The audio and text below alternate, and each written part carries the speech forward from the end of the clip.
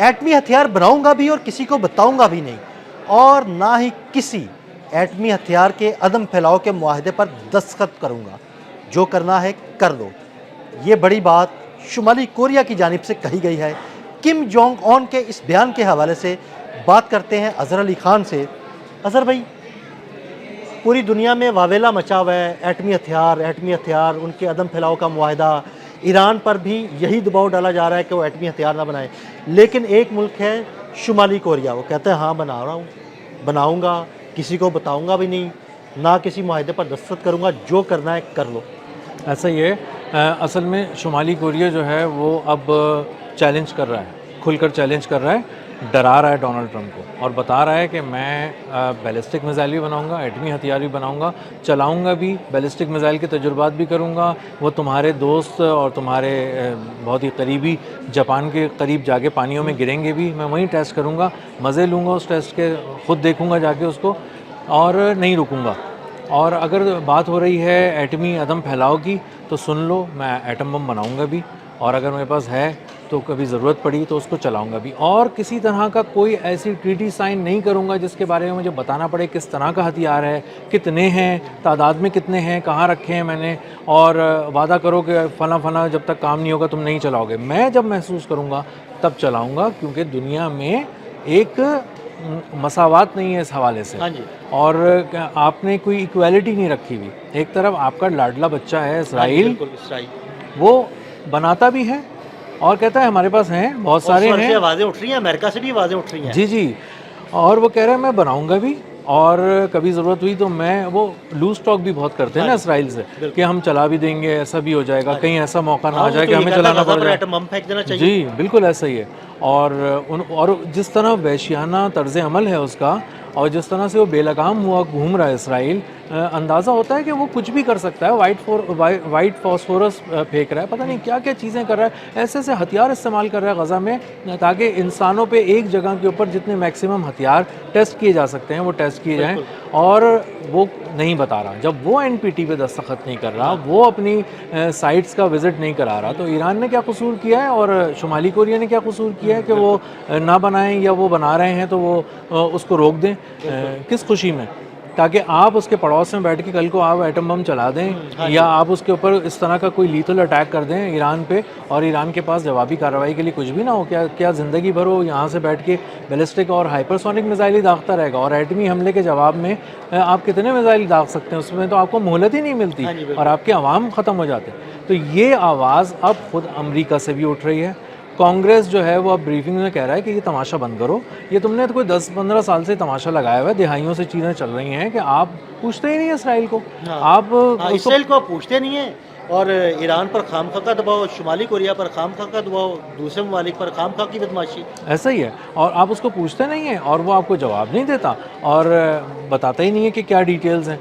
तो और नितिन याहू का जो असल में किरदार है ना, उसकी वजह से और भी ज़्यादा आवाज़ें उठ रही हैं। लोग अब अमेरिका में स्याह झंडे अपने घरों पे लहरा रहे हैं, ये भी मैंने खबर देखी थी, और वो इसीलिए लहरा रहे हैं कि अब बस कर दो, आप इसराइल की जंग में इतना आगे चले गए हो कि आपने अमेरिका को भुला ही दिया डोनाल्ड ट्रंप ने, और अब वो किसी भी तरह खित्ते में इसराइल की बालादस्ती के हवाले से कुछ बात करके और फिर वापस पलटना चाह रहे हैं। तो हम कितनी कॉस्ट पे करते रहेंगे, फिर टैक्स पेयर के पैसे खा गए, सब कुछ कर गए। जो है एटमी हथियार उसने तैयार किए हैं इसराइल ने, जिसके बारे में वो कहता है कि मैंने तैयार कर लिए हैं, अमेरिका का पैसा है उसमें, अमरीकी टैक्स पेयर्स की खून पसीने की कमाई है, जो वो लेके चला गया मुख्तलिफ़ हुकूमतों से छीन के, पहले बराक ओबामा से, फिर बुश से, और उसके बाद डोनाल्ड ट्रंप से, और ले जा के अपनी। अजहर भाई बड़े शातिर हैं ये होती, बड़े शातिर हैं।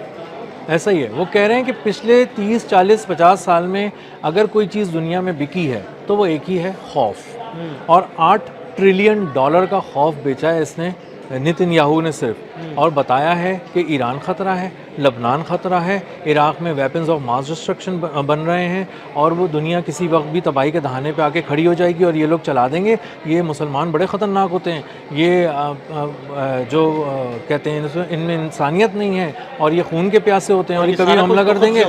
नेतन्याहू में है ये सारा, नेतन्याहू में है। इसराइली फ़ौजियों की आप बयानात उठा के 1981 के 1985 के देखें तो वो कहते हैं कि हाँ हम तो खून की होली खेल रहे हैं, हम तो मार रहे हैं। एक इसराइली फ़ौजी का मैंने अभी बयान सुना, उसने कहा यार मैं बच्चे ढूंढने निकला था गज़ा में, मुझे बच्चे मिल ही नहीं रहे मारने के लिए, मजबूरी में बहुत तकलीफ़ से मैंने 12 साल का बच्चा मारा है, तो वाह इतने ही बड़े बच्चे मिल रहे हैं, मैं क्या करूँ, किधर जाऊँ। उन्हें छोटे बच्चे चाहिए, छोटे बच्चे चाहिए मारने के लिए, वो नस्ल ख़त्म करना चाहते हैं। गज़ा में 5,500 ऐसे बच्चे अब पैदा होने वाले हैं अगले कुछ अरसे में, जिनके बारे में ये बात आप तकरीबन यकीनी है कि वो नहीं बचेंगे। वो ग़िज़ाई क़िल्लत का शिकार हैं ऑलरेडी अपने मादर रहमी में, और इसके साथ साथ वो जब पैदा होंगे तो प्रीमेच्योर भी होंगे, और जब उनको किसी तरह का इंक्यूबेटर आईसीयू चाहिए होगा तो पूरे इन 5,500 बच्चों के लिए 2 आईसीयू के बेड अवेलेबल हैं पूरे गज़ा के अंदर, और उसमें आप कितने बच्चों को ट्रीट कर फिर लेंगे। अगर भाई ऐसी सारी सूरत में शुमाली कोरिया ठीक कर रहा है, किम जोंग उन सही धमकियां दे रहा है और बात सही कर रहा है, वो कह रहा है कि ठीक है भाई मैं बनाऊंगा, जो करना है कर लो। ये शुरू से लोगों को समझ में नहीं आता था, किम जॉन उन तो अब समझ में आने लगा है लोगों को, पिछले कुछ 1-2 साल के अंदर उसका अंदाज़ा हुआ है कि वो सही लैंग्वेज में बात करता था। लोग ज़रा ना दबी और नपी तुली और डर डर के बात करते थे, अमेरिका नाराज़ ना हो जाए, फला सदर नाराज़ ना हो जाए।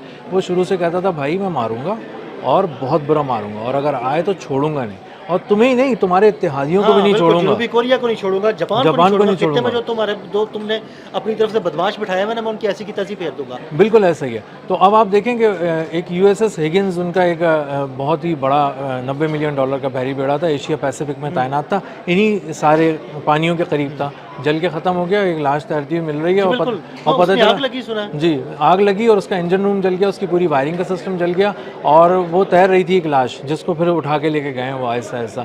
तो बहुत सारे हादसात ऐसे हो रहे हैं अमेरिका के साथ कि जिसको आप बयान नहीं कर सकते, जिसको टेक्निकल फेलियर भी नहीं कह सकते, क्योंकि टेक्निकल फेलियर वहाँ पे कुछ नज़र नहीं आ रहा होता जब तहकीकात की जाती हैं, तो कुछ अजीब व गरीब उनके साथ हो रहा है। तो असल में शुमाली कोरिया जो है उसका जो एटमी पूरा एक प्लान है, प्रोग्राम है जी, वो एटमी प्रोग्राम जो है ना, वो सिर्फ इसीलिए है कि उसे पता है कि कुछ ऐसे लोग तैयारी कर रहे हैं दुनिया में जो अचानक नमूदार हो जाएंगे और वो ताकत का सरचश्मा बनने की कोशिश करेंगे। उस वक्त हमारे पास तेज़ी से काम करने के लिए कुछ भी नहीं होगा, और शायद यही एक बात थी जिसको ईरान ने बहुत गहराई में महसूस कर लिया था। इसीलिए वो चाहता है बार बार कि वो इन्रिचमेंट करे और किसी तरह एटमी हथियार तक पहुंच सके, क्योंकि उसका मुकाबला जिस वहशी से है उससे ख़ुद यहूदी भी पनाह मांग रहे हैं, मुख्तलिफ़ ममालिक में जो रहते हैं उसके ख़िलाफ़ निकलते हैं, बात करते हैं। और एक ऐसा आदमी है जो पहले समझा जाता था नेतन्याहू कि सिर्फ मुसलमानों के ख़िलाफ़ है, अभी पिछले कुछ अरसे में जब सामने आया तो पता चला क्रिश्चियनिटी को वो चाहता है कि ख़त्म हो, ताकि फिर चीज़ें उसकी तरफ से बहुत सारी जो नमूदार होनी है, निशानियाँ पूरी होनी है, उसमें एक इसका भी वो है ख़ात्मा। तो इस तरह की बातें उनके जो मजहबी पेशवा हैं वो कर रहे हैं।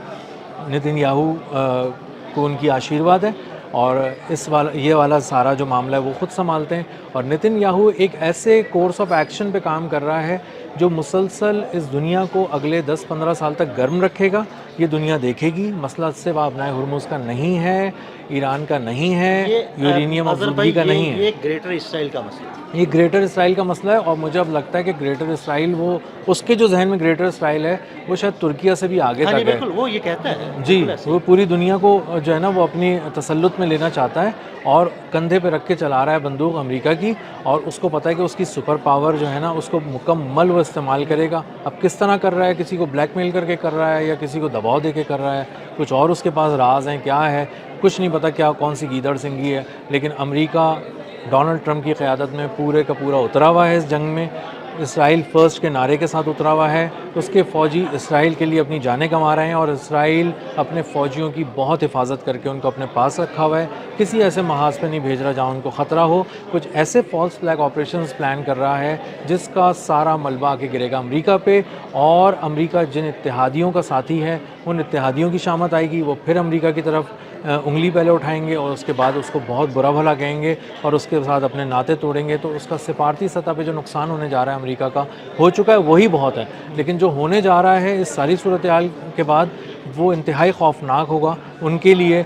और नेतन्याहू जो है उसने मुकम्मल तौर पर ट्रंप को बेच दिया है, और नेतन्याहू अब से जान नहीं छूटने वाली बहुत आसानी से। अब किसी तरह अगर दुनिया अमन माहदे पे पहुंच जाती है तो ये अमन माहदा जो है वो दुनिया की, पाकिस्तान की और दीगर ममालिक की बहुत बड़ी कामयाबी होगा, क्योंकि इसमें नेतन्याहू बैठ के पत्थर मार रहा है और मुसलसल कोशिशें कर रहा है कि किसी तरह ये नाकाम हो जाए, कोई ऐसा काम हो कि चिंगारी एक बार फिर पूरी दुनिया में आग का सबब बने। बहुत शुक्रिया अज़हर भाई ने बड़ी तफसील के साथ इस सारे मामले पर रोशनी डाली। मज़ीद अपडेट्स के लिए हमें फॉलो करते रहें। अदील अहमद और अज़हर अली ख़ान को इजाज़त दीजिएगा। अल्लाह हाफ़िज़।